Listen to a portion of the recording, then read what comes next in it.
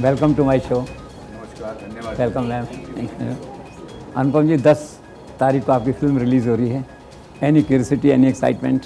पहले तो आप सबका बहुत धन्यवाद, आपके भारत टीवी का बहुत धन्यवाद। आपने हमारी शिव शास्त्री बेलबुआ टीम को बुलाया और आपसे बातचीत करने का मौका मिला, और आपके माध्यम से आपके दर्शकों को हम बताना चाहते हैं कि शिव शास्त्री बेलबुआ नाम पे जो बेलबुआ इसको एक तमगा दिया गया है। रॉकी बेलबोआ करके एक बहुत फेमस बॉक्सर थे, उस पर फिल्म बनी थी, मतलब उनकी फिल्म थी। और शास्त्री जी जो हैं वो बॉक्सिंग का एक क्लब चलाते हैं, और वो क्लब से दो जो खिलाड़ी हैं वो उनको राष्ट्रीय पुरस्कार मिला है, वो इंटरनेशनल टीम में हुए हैं, इसलिए इसका नाम है। तो प्यार से सब लोग इनको शिव शास्त्री बेलबोआ बुलाते हैं। तो ये ऑडियंस को क्लियर करना बहुत ज़रूरी है। बाकी जहाँ तक एक्साइटमेंट के साथ साथ नर्वसनेस भी होती है जी, क्योंकि इतनी सारी फिल्में कर ली हैं मैंने 38 साल में, 534। पहले फिल्मों को दुनिया तक पहुंचाना उतना आसान नहीं होता, उतना मुश्किल नहीं होता था। आपने फिल्म बनाई, अच्छी थी तो लोग देखते थे और फिर दूसरे को बोलते थे भाई फिल्म देखी। अब जो है उसको बहुत सारे मनोरंजन के साधन हैं, इतने सारे OTT प्लेटफॉर्म्स हैं, इतने सारे TV चैनल्स हैं, इतने सारे मल्टीप्लेक्सेस हैं, मॉल्स हैं। तो आज की डेट में अगर ऑडियंस को थिएटर में ले जाना है तो फिर आपके शो पे आना ज़रूरी है, और फिल्म के बारे में बात करना ज़रूरी है, लोगों को बात करना बहुत ज़रूरी है। अच्छी फिल्म है। अब्रॉड सारी शूटिंग हुई है ये फिल्म, न्यू जर्सी में, जहाँ बहुत सारे हिंदुस्तानी रहते हैं। एक ऐसे आदमी की कहानी है जो रिटायर होकर अपने बेटे के पास जाता है अमेरिका में, और वहाँ उसके साथ क्या होता है। वहाँ नीना गुप्ता का जो कैरेक्टर है एल्सा, वो वहाँ किसी के यहाँ नौकरी कर रही होती हैं, वहाँ पर मेड होती हैं, उनकी हेल्पर होती है, और वो वापस हिंदुस्तान आना चाहती है, और फिर मैं उनकी मदद करता हूँ। और फिर हमारे जो किरदार हैं दोनों, शारिब साहब और नरगिस जी, वो हमारे निर्देशक हैं, राइटर हैं। बहुत खूबसूरत कहानी लिखी है। कल हमने इसका पहला पब्लिक शो किया था दिल्ली में, PVR में, और उसके रिएक्शन से हमें बड़ा प्रोत्साहन मिला, बड़ा अच्छा लगा कि ये फिल्म लोगों को पसंद आई। सुना है कि आपकी जो रेपुटेशन, आज जो पॉपुलैरिटी है कंट्री में, उसको देखते हुए कहते हैं कि फिल्म बॉक्स ऑफिस पे 200 करोड़ का आंकड़ा पार करेगी। ना जी ना, पहले तो फिल्मों का अवलोकन जो है वो पैसों से करना बंद करना पड़ेगा हमको। आपने आज से 10 साल पहले कभी नहीं सुना होगा कि लोग या तो बोलते थे फिल्म अच्छी है या फिल्म बुरी है।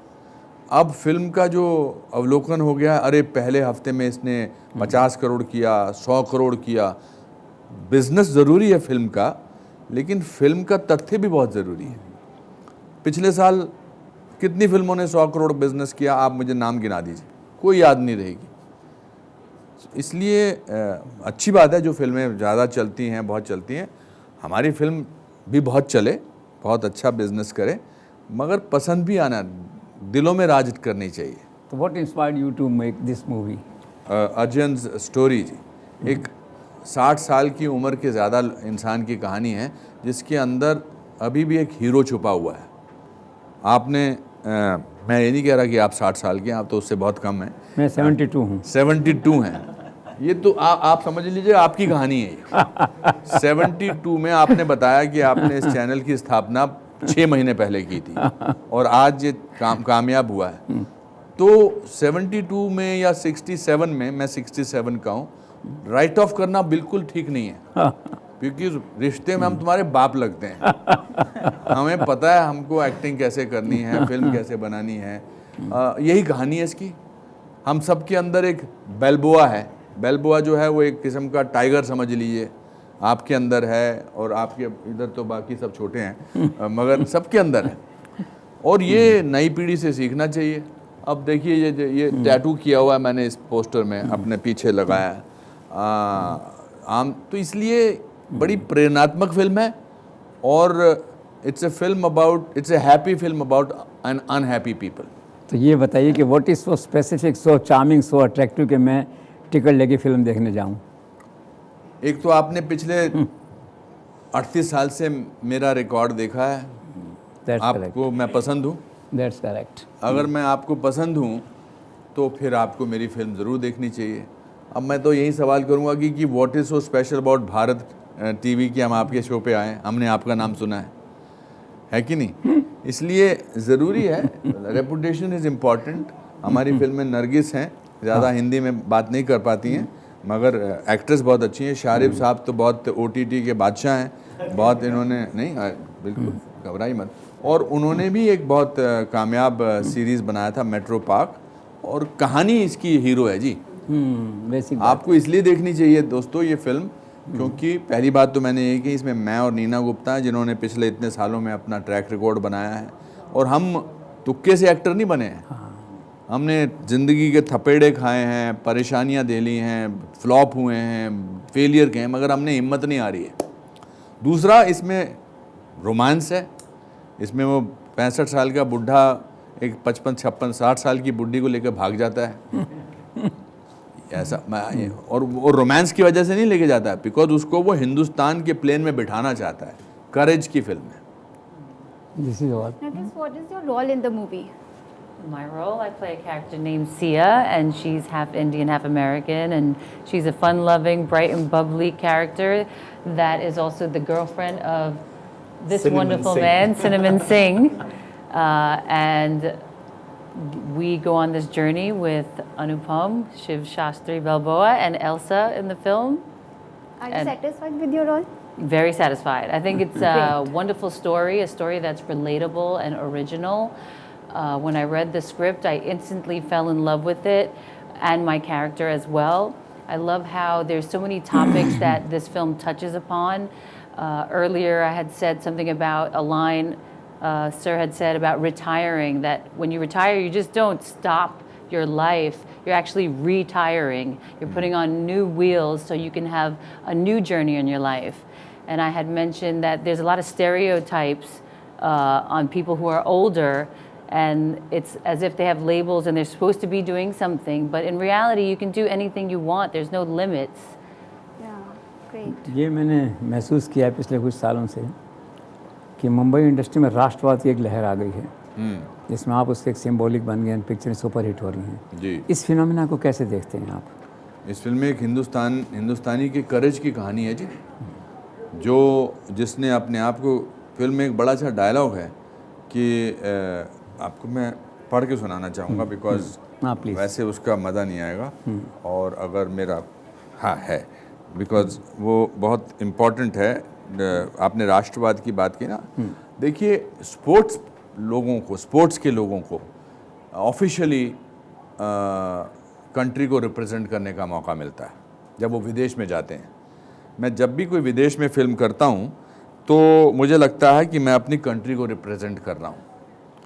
ये तो हिंदी फिल्म है, लेकिन जब मैं अंग्रेज़ी फिल्म करता हूँ, हालांकि हमारे टेक्नीशियंस बड़े अमेरिकन हैं, लेकिन जब मैं अमेरिकन फिल्म करता हूँ तो मैं अपने मन में बोलता हूँ भारत माता की जय, बिकॉज मैं भारत को रिप्रेजेंट कर रहा हूँ। बहुत बढ़िया। और ये झंडा मुझे फहराना है। हम सब लोग अपना झंडा फहराना चाहते हैं। जब बाहर हम डिसिप्लिन कैसे दिखाते हैं, हम देश की बात कैसे करते हैं, इसमें मैंने जो बार बार वो खाना देती है मेरे को, हिंदुस्तानी खाना देते हैं, बार बार मैं भगवान का नाम लेता हूँ, वो भी बात नहीं है, स्टोरी में फिट होना चाहिए। आप ज़बरदस्ती राष्ट्रवाद नहीं दिखा सकते हैं, मगर चूंकि हम इस देश से और बाहर काम करते हैं, तो ये देखिए डायलॉग ये है, कैमरा में देख के बोलूँगा, मुझे कैमरा की आदत, प्लीज़। बड़े दिनों से कैमरा नहीं देखा दोस्त। Carry on. सवाल ये नहीं कि तुम कितनी ज़ोर से गिरते हो, सवाल ये नहीं कि तुम कितनी ज़ोर से गिरते हो, सवाल ये है कि तुम गिर कर उठते हो या नहीं। एक तो ये है। फिर उसका बेटा बोलता है कि क्या कर रहे हो आप, रिटायर हो गए, आप इस ज़िंदगी में आपको ये फॉलो ये नहीं करता, आपको सूट नहीं करता। तो मैं बोलता हूँ कि बेटा मैं नौकरी से रिटायर हुआ हूँ, ज़िंदगी से नहीं। वाह। और तीसरा और सबसे ज़रूरी जो है, आज से पहले मैं सिर्फ ज़िंदा था, अब मैं ज़िंदगी जीने लगा हूँ। वाह। आपने अभी तिरंगे की बात की, मैं एक रोंगटे खड़े करने वाली घटना आपको सुनाता हूँ। जी लाल चौक, आप श्रीनगर जाते हैं, जी जी आपने कश्मीर फाइल्स बनाई, उस पर अपन बाद में डिस्कस करेंगे। जी तो आज से 30 साल पहले जी नरेंद्र मोदी गए वहाँ पे जी झंडा लहराने। जी जी उनको थ्रेट मिली जी कि माँ का दूध पिया तो आओ झंडा लहरा के दिखाओ, जी और उन्होंने अगले दिन झंडा लहरा के दिखाया। जी उसका एक छोटा सा वीडियो मैं आपको दिखाना चाहता हूँ, रोंगटे खड़े करने वाला, क्योंकि तिरंगे की बात आपने कही है। जी जी। हाँ, 1992 में श्रीनगर गया था लाल चौक में तिरंगा झंडा फहराने के लिए, और आतंकवाद बड़े पुरजोर में था, और आतंकवादी हिंदुस्तान के तिरंगे झंडे को जमीन पर रौंदते थे, उसको जलाते थे, उसको अपमानित करते थे। तिरंगे झंडे से अपनी कार साफ कर रहे हैं, जूते साफ कर रहे हैं, और कैमरा के सामने सब करते थे। ये दृश्य मेरे दिल में आग पैदा करता था। तो हमने एक यात्रा निकाली थी कन्याकुमारी से, तिरंगा झंडा लेकर के चल पड़े थे और तय किया था कि हम श्रीनगर के लाल चौक में जाकर के तिरंगे का झंडा फहराएंगे। मित्रों, आतंकवादियों की इस जगह पे जाके तिरंगा झंडा फहराने का सोचना, क्या लगता है मित्रों? हम निकले तो श्रीनगर के अंदर आतंकवादियों ने पोस्टर्स लगाए थे, दीवारों पर लिखा था कि हम देखते हैं कि किसने अपनी मां का दूध पिया है कि जो श्रीनगर के लाल चौक में झंडा फहरा करके वापस जाए। जब मैं अपनी यात्रा कन्याकुमारी से लेकर के चलते चलते हैदराबाद पहुंचा तो मुझे वहां से वो पोस्टर वगैरह के फोटो ये सब मेरे पास आया, और मैंने हैदराबाद से अपनी स्पीच बदल दी। मैंने अपने भाषण का रंग रूप बदल गया, मेरा भीतर से आवाज उठने लगी, और मैंने हैदराबाद की सभा में ललकार किया था। उसके बाद में 1 महीने के बाद 26 जनवरी को श्रीनगर के लाल चौक में पहुंच रहा था, और तब मैंने कहा था मित्रों, उस समय की अगर वीडियो क्लिपिंग होगा तो आप देख सकते हैं, और मैंने भरी सभा में हैदराबाद में कहा था, मैंने कहा मुझे आतंकवादियों ने मुझको ललकारा है, और आतंकवादियों ने कहा कि किसने अपनी मां का दूध पिया है जो 26 जनवरी को श्रीनगर के लाल चौक में आकर के तिरंगे का झंडा फहराए।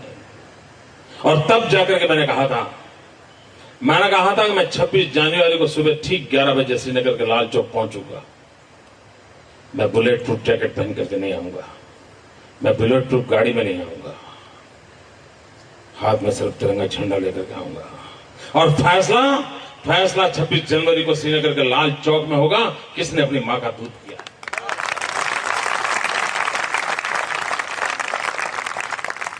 और मित्रों, मैं समय पे गया, तिरंगा झंडा फहराया, और आज आपके सामने खड़ा। ये मैं आतंकवादियों से आज नहीं लड़ रहा हूं मित्रों, बड़े लंबे अरसे लड़ रहा हूं। देखिए, हमारे जो भावनाओं से- जितने भी हाँ, हमारे sorry, जितने भी हिंदुस्तानी हम जिस क्षेत्र में इस फिल्म की शूटिंग कर रहे थे शिव शास्त्री बेलबुआ की, वो न्यू जर्सी में था, और बहुत गर्मी में शूटिंग कर रहे थे। हिंदुस्तान से बाहर रहने वाला हिंदुस्तानी जो है वो हिंदुस्तान में रहने वाले से ज़्यादा हिंदुस्तानी है। उन्होंने अपने सब किसी भी धर्म का हो, उन्होंने अपनी प्रिजर्व किया हुआ है। वो हमारे को चाय देते थे, ठंडा पानी पिलाते थे, और डायरेक्टर साहब शॉट करते थे। मैं और नीना अगर सड़क पे शूटिंग कर रहे थे, या मैं और शारिब सड़क पे शूटिंग करते थे, तो शूटिंग देखने के बाद ऑडियंस पीछे जो जितने भी हिंदुस्तानी थे वो ताली मार देते थे। तो डायरेक्टर का को लगता था कि अब मैं इसका रीटेक लूं या नहीं लूं, तो ताली पड़ चुकी है। तो खासकर तिरंगे की बात आपने कही, देखिए जब नरेंद्र मोदी जी ने हर घर मुहिम चलाई थी, तो कश्मीर में जो इतने सारे तिरंगे मैंने लाइफ में कभी नहीं देखे। वाह। तो आपके पासपोर्ट में आपके नाम के बाद लिखा होता है नेशनैलिटी, क्या और हमारे नेशनैलिटी में तो इंडियन ही लिखा है ना, वाह। हिंदुस्तानी। और यही आपने कश्मीर और फाइल्स ये जो है हमारे शारिफ साहब, ये पंजाबी गाना है, हालांकि पंजाबी उतनी जानते नहीं, मगर ये पंजाबी रॉक पॉप स्टार होते हैं, वहाँ पर नौकरी ढूंढ रहे होते हैं। शारिफ साहब बताओ अपने रोल के बारे में। जी, मेरा जो किरदार है उसका नाम है सिनेमन सिंह, क्योंकि वो हनी सिंह का फ़ैन है। तो जैसे हनी सिंह वैसे सिनेमन सिंह तो उस वजह से वो गाने वाने गाता है। एल्बम निकाला हुआ है पर कोई ख़रीद नहीं रहा, तो पेट्रोल पंप चला रहा है, और उसकी खूबसूरत सी गर्लफ्रेंड है, और शादी नहीं हो पा रही है क्योंकि खूबसूरत बेहद खूबसूरत गर्लफ्रेंड है जो उसकी मतलब she is way beyond my league. तो कैसे शिव शास्त्री बालबुआ हम दोनों को हेल्प करते हैं, और किस तरीके से शिव शास्त्री जी और एल्सा दोनों मिलकर हमारे पेरेंट्स बन के जाते हैं नरगिस के घर पर, और हम कैसे इनके काम आते हैं, वो पूरा फिल्म में आप देखेंगे। और हमारे डायरेक्टर साहब ने, जो अजय जी ने, इस कहानी का बीज इनके खुद के फादर की लाइफ से निकला है। वाह, बताइए कुछ। Tell them. हाँ sir, one of the things, see whenever people think about America or West, people यहाँ have पर a very, केरला से हैं। हाँ सर, तो everybody has a very rosy picture कि ऐसा होता है, life is good and all those things, but India में जो हमारे जो सोशल नेटवर्क होता है, जो सोशल सपोर्ट मैकेनिज्म है, वी हैव फ्रेंड्स, नेबर्स, वो सपोर्ट मैकेनिज्म अमेरिका में नहीं है. So you are all alone. So इसमें शास्त्री का एक अच्छा सा डायलॉग है वेर वो बोलता है कि मेरे को पता है क्यों सब अमेरिकन के पास कुत्ता क्यों होता है, बिकॉज इंसानों के पास टाइम नहीं बात करने के लिए टाइम नहीं है. वाह. So that is the story about. It is not a story about two elderly people. It is a story about many things. It's a story about how a grandfather inspires a grandkid, how a grandfather inspires a son. So वो journey से a lot of people. It's not just him. But I was also telling JC sir that your father, you got this German of idea from your father visiting New Jersey. Correct sir. Because वो जब India से आते थे तो he used to be very bored. उनका तो बहुत बड़ा सोशल नेटवर्क था. अभी केरला से वो प्रोफेसर थे, तो he had a lot of friends and all those. अभी जब यूएस में he was very excited to come to US, but soon he realize that life is really boring and dull. So that inspired me to write this film. Kashmir Files आपकी super hit movie थी. जी जी. क्या सोच के बनाई, कैसे hit हुई? I think 32 साल तक कश्मीरी पंडितों का जो वहाँ से जेनोसाइड हुआ और वहाँ से निकाला गया, वो किसी कारणवश नहीं लोगों ने दुनिया तक पहुँचने दिया. उसमें पॉलिटिशियंस का भी हाथ था, जर्नलिस्ट का भी हाथ था, मीडिया का भी हाथ था.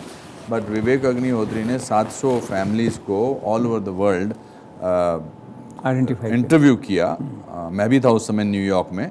और फिर उसके बाद 2-3 साल रिसर्च करने, 4 साल रिसर्च करने के बाद उन्होंने ये फिल्म बनाई. देखिए वो फिल्म बहुत छोटे पैमाने पे बनी थी, लेकिन भारत की फिल्म का इतिहास जब लिखा जाएगा फिल्मों का आज से 50 साल बाद, तो it will be before Kashmir files and after Kashmir files. अभी ऊपर नीचे होते हैं. बट उन्होंने एक चीज़ और बड़ी बढ़ावा की कि 17 करोड़ की फिल्म ने 350 करोड़ का बिजनेस किया. Because somewhere people realigned themselves with that thought. उसने बहुत सारे नए नए लोगों को नई नई कहानी सुनाने का जो है जज्बा दिया है. It didn't have any songs, it did not have any comedy, it did not have a traditional hero, heroine. सच की कहानी थी, मगर ऐसी छुई है कि दूर दूर तक उसकी गूंज पहुंची है. और मेरे अपने रिश्तेदारों की कहानी है, मेरे अपने लोगों की कहानी है. एक तो वास्तविकता की बात की जाए वो अलग है, मगर उससे एनकरेजमेंट जो मिलेगा लोगों को नई कहानी कहने का. मेरी लास्ट ईयर 3 फिल्में सुपर डुपर हिट हुई. तीनों की कहानी प्रधान फिल्में थी. दूसरी फिल्म थी कार्तिकेय 2, वो कृष्ण गाथा पर थी. तीसरी थी ऊंचाई, जो मैं, मिस्टर बच्चन और बमन ईरानी कैसे हम जो हैं एवरेस्ट बेस कैंप जाते हैं. ये फिल्म भी जो है हमें इसने प्रोत्साहित किया है, इस तरह की कश्मीर फाइल जैसी फिल्म ने, कि ये फिल्म भी हमारी चल सकती है. बस दुनिया से, लोगों से जुड़नी है. हमारे एक्टिंग के टीचर कहा करते थे कि जो मदारी होता है उसको भी डुगडुगी बजानी पड़ती है, तभी लोग इकट्ठे होते हैं. राइट. सिर्फ अच्छा काम करने से इकट्ठे नहीं होते हैं. आप घर पे बैठ सकते थे जेसी साहब और कह सकते थे कि मैं एक दिन ऐसा चैनल बनाऊंगा जो बहुत कामयाब होगा. तो वो ये थॉट आपके और आपके रिश्तेदारों और दोस्तों तक रहता. लेकिन आपने इतना अच्छा ये आयाम, इतना मॉडर्न स्टूडियो इतना अच्छा बनाया है बिकॉज आपने किया और फिर उसका प्रचार किया. हमने फिल्म बना ली है, अब आप इसका प्रचार करके लोगों को थिएटर तक ले आइए. मैं आज घुमा फिरा के, आप मुझसे कोई भी सवाल करोगे मैं घुमा फिरा कर ले आऊँगा मैं अपनी फिल्म पर. वो है ना कि एक भूखे से किसी ने पूछा 2 और 2 कितने होते हैं, कहता जी 4 रोटियां. तो कश्मीर में फिल्म चलेगी, ये भी क्या असेसमेंट है? Is Kashmir back to normal now? Theatre वगैरह में 370 के बाद लोग देख रहे हैं. 370 हटने के बाद इतने झंडे देख के तो मतलब इस बात पहली उपलब्धि तो ये है. दूसरी उपलब्धि वो है कि जो लोग झंडों की बात वहाँ जाकर नहीं करते थे, अब वो भी झंडे वहाँ फहराने लगे हैं. बिना नाम लिए आप समझ रहे हैं मैं किसकी बात कर रहा हूँ. अभी राहुल गांधी गए थे ना, वो आपने कहा जी, मैं इस बारे में नहीं पढ़ना चाहता बिकॉज फिर वरना इसमें से ये टुकड़ा निकाल के सिर्फ इसी को चलाएंगे. तीसरी बात, आई थिंक किसी भी चेंज का, any change is very subtle. You do not discover the change specially in society overnight. It took us 1000 years to be free. 800 years with Mughals and 200 years with Britishers. And it took us that much time, 75 years, to reach where we are. We are the 5th largest economy now in the world. Our Prime Minister is the number one popular Prime Minister. Absolutely. Similarly, 78%. if this translates into that kind of a success, it's very difficult to say. But change has taken place. Last year in Kashmir, there were the largest amount of visitors and tourists which visited. Things will happen. We want, as Kashmiri, we want us to settle down. But मुझे maybe नहीं, मेरे ज़माने में शायद नहीं, आज से 25 साल बाद, 30 साल बाद अगर हमारे पोते वगैरह वहाँ पर रहें, तो that will be because things change now. एक आध आखिरी सवाल बस. Are you planning some movie in response to BBC documentary? As an Indian नहीं nationalist जी, आप क्या करते है हैं. कि कभी-कभी साइलेंस भी एक रिस्पॉन्स होता है. वाह. हम लोग बहुत ज़्यादा किसी चीज़ को अहमियत देते हैं और जो उनका मकसद होता है कि इसके बारे में बातचीत करो. जैसे आज हम अगर हम इस फिल्म को उछालना चाहते हैं तो हम काम को उछालने देंगे.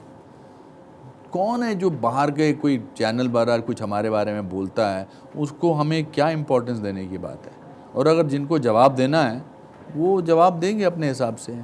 आई थिंक सच वो दिया है जिसे अगर आसमान पहाड़ की चोटी पर भी रख दिया जाए तो बेशक रोशनी कम करता है लेकिन दिखाई बहुत दूर से देता है.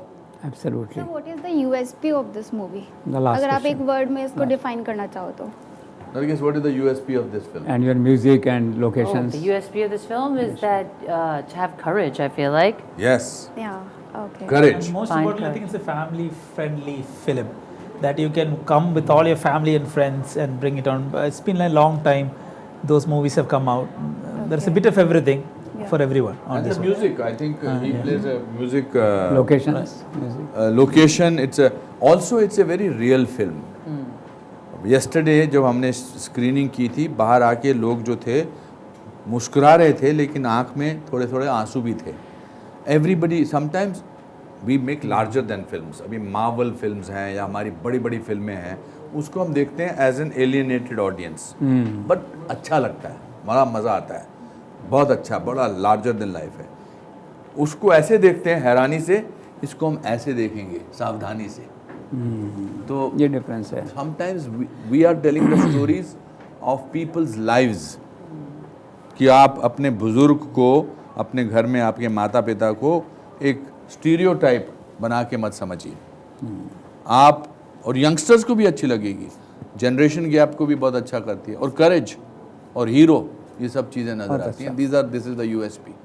And I and Neena Gupta are also the USP, as I said in the beginning. So all the best. You be a great success of the movie. We are part of this success story. Thank you very much. We had a lovely time, and Thank you thank you so for much. giving us a platform to Thank you talk so about our much. film. Thank you so much. Thank you.